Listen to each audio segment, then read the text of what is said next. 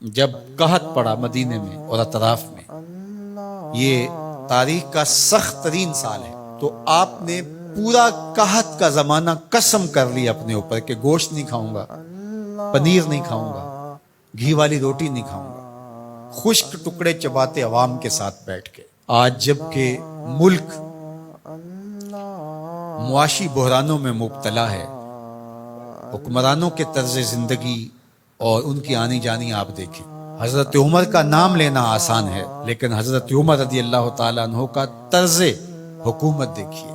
آپ ان ایام کے اندر اپنی ازواج کے ہاں بھی نہیں جا رہے تھے، راتوں کو گشت کرتے تھے۔ ایک سفر سے واپس آ رہے تھے تو راستے میں آپ نے رات کا قیام کیا تو دیکھا کہ ایک بچہ روتا ہے اور ماں چپ کرواتی ہے۔ تو آپ نے معلوم کیا کہ یہ بچہ کیوں روتا ہے، تو ماں نے بتایا کہ عمر نے ماہانہ وظیفہ مقرر کیا ہے اپنی رعایا کے ہر فرد کا، لیکن جو دودھ پیتے بچے ہیں ان کا وظیفہ مقرر نہیں کیا ہوا، تو میں بچے کو دودھ چھڑا رہی ہوں تاکہ اس بچے کا وظیفہ بھی مقرر ہو جائے۔ حضرت عمر روئے اور اسی وقت اعلان کروا دیا کہ دودھ پیتے بچوں کا بھی آج سے وظیفہ مقرر ہے۔ روئے جا رہے تھے اور ساتھ کہے جا رہے تھے، عمر تو نے کتنے بچوں کا حق مارا ہے، تو نے کتنے بچوں کا حق مارا۔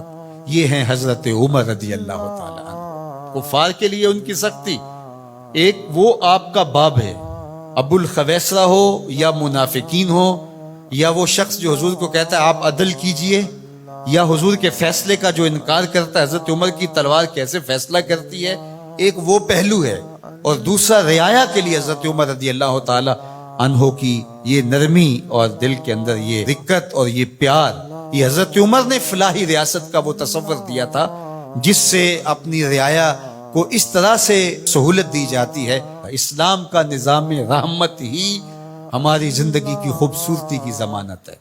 اس لیے میں تو یہی بات کہتا ہوں، اور گزشتہ سے پیوستہ کسی جمعہ میں نے یہ بات آپ سے کہی تھی کہ ہم نے کئی رنگوں کی جمہوریتیں بھی دیکھ لی، مارشل لاؤں کے نظم بھی ہم نے دیکھے، ہمارے درد کا مداوع کہیں بھی نہیں ہے، اور آج پھر آپ اسی سے علاج ڈھونڈ رہے ہو جو بیماری کا سبب اور ذریعہ ہوا۔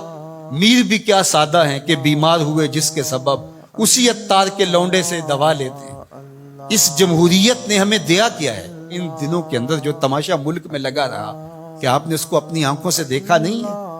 کہتے ہیں کہ جمہوریت بہترین انتقام ہے۔ یہ کیا انتقام ہے؟ یہ تو عوام سے انتقام ہے، اور تمہارے اکاؤنٹ بھرتے ہیں اور تم پیسے بھر کے جو ہے وہ دیگر ممالک کے اندر شفٹ کر دیتے ہو، اور اس غریب عوام سے جو تم بدلہ لیتے ہو۔ غریب عوام تو وہاں کی وہی ہے۔ یہ مختلف رنگوں کی جمہوریتیں، یہ مختلف رنگوں کی مارشل لائیں اور مختلف رنگوں کے نظام انسانیت کو کچھ نہیں دے پائیں گے۔ آپ بتاؤں تجھ کو رمز آیا ان الملوک، سلطنت اقوام غالب کی ہے ایک جادوگری، خواب سے بیدار ہوتا ہے یہاں محکوم، اگر پھر سلا دیتی ہے اس کو حکمران کی سہاری۔ دیوے استبداد ہے جمہوری کبا میں پائے کوب، تو سمجھتا ہے جس کو آزادی کی نیلم پری۔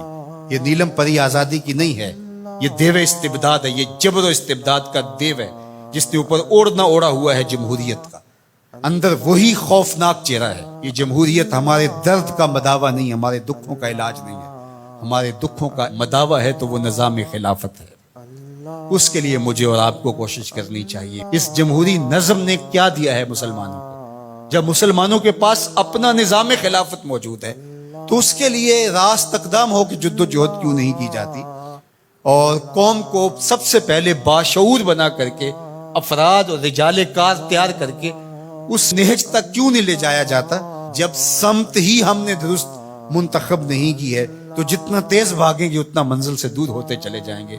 اس لیے اسلام کا نظام خلافت جس نے پرامن زندگی کا نور دیا، اسلام کا خلافت راشدہ کا دور دنیا کی تاریخ کا سنہرا دور ہے۔ تو حضرت عمر کا زمانہ دیکھیے اور ان کا انداز حکمرانی دیکھیے، فلاحی ریاست کا تصور دیکھیے، لوگوں کے حقوق جو انہوں نے دیے، یہ انسانیت کے حقوق کے چارٹر کے اندر جو باتیں لکھی ہیں، یہ چربہ حضرت عمر رضی اللہ تعالی عنہ سے لیا گیا۔ یہ سب سے پہلے قول حضرت عمر کا تھا کہ انسانوں کو ان کی ماں نے آزاد پیدا کیا ہے، کسی کو حق نہیں ہے کہ ان کو غلام بنا سکے۔ تو انسانی آزادی کا وہ تصور اسلام نے